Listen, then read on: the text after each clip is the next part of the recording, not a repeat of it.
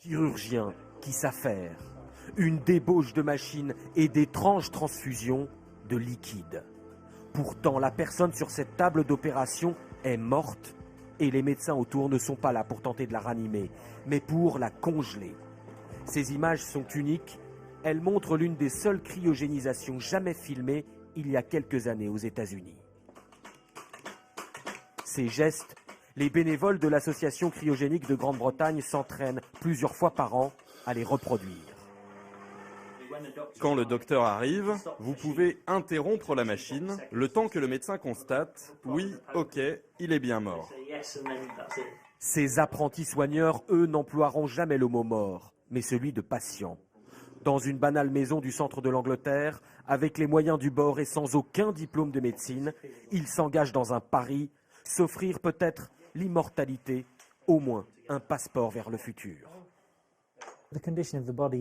L'état du corps n'est pas important. Ce qui compte dans notre protocole, c'est de s'occuper de la tête, de préserver les informations qui y sont contenues, les souvenirs, l'intellect, tout ce qui fait une personne. Le contrat entre les membres de l'association est clair. Quand l'un d'eux décède légalement, les autres arrivent sur le champ. En injectant de l'antigel dans les veines de leurs camarades, ils prépareront son corps à une congélation de plusieurs siècles. Depuis un an, les amateurs ont déjà cryogénisé 2 de leurs compagnons décédés.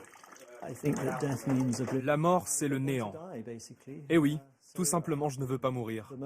Alors aujourd'hui, la seule manière d'éviter peut-être la mort, c'est d'être congelé et éventuellement ranimé dans le futur. Toute cette préparation à la cryogénisation serait totalement interdite en France, où seule la crémation ou l'inhumation sont autorisées pour les personnes décédées. La loi est différente ici, mais il n'y a pas au Royaume-Uni d'endroit où conserver les corps cryogénisés. C'est la raison pour laquelle, une fois préparé, le corps va être transporté dans cette ambulance vers l'aéroport le plus proche pour être placé dans un avion direction les États-Unis. Et c'est notamment en Arizona qu'existe depuis des années l'un de ces instituts de conservation. Dans ces caissons, refroidis à moins 196 degrés, il y a bien des personnes. Leurs portraits ornent les murs de la société, comme celui de James Gleaney, avec la mention « né en 1940 » et non pas mort, mais cryogénisé en 1992. Dans cette vidéo promotionnelle, le patron de l'entreprise donne le nombre de ses pensionnaires. Voici la chambre de conservation. 117 patients sont entreposés ici. À l'intérieur de leur caisson, ces hommes et ces femmes ont quitté leur vie, avec l'espoir que dans le futur, la médecine aura fait tellement de progrès qu'elle pourra en quelque sorte les réveiller. Cette conservation-là est payante, bien sûr, au moins 100 000 € pour une durée incertaine. Les bénévoles anglais y consacrent leurs économies. Ils estiment acheter un ticket de loterie qui sera peut-être un numéro gagnant. C'est comme les gens religieux qui ont la foi. Ça les rassure de croire à la vie après la mort. Pareil pour moi. Peut-être qu'après ma mort, je pourrai être ramené à la vie. La médecine sera peut-être capable de prouesses insoupçonnées d'ici plusieurs siècles. Mais si les cryogénisés se réveillent miraculeusement en l'an 2514 par exemple, il leur faudra alors affronter un monde inconnu et seul, où leurs amis et leurs enfants seront morts depuis 500 ans. Où vais-je après ma mort? Imagine.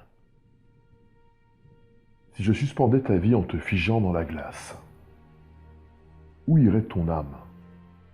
Où serait ta place? Selon les monothéistes, du paradis tu serais de nouveau en scène.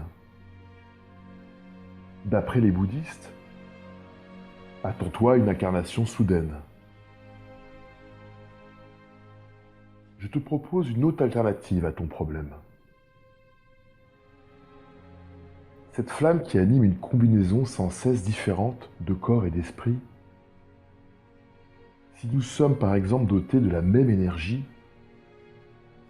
tu es moi, je suis toi, nous sommes nous. On serait ainsi inconsciemment à plusieurs endroits au même instant, se transférant de l'un à l'autre, sans interruption, dans tout ce qui est de l'ordre du vivant.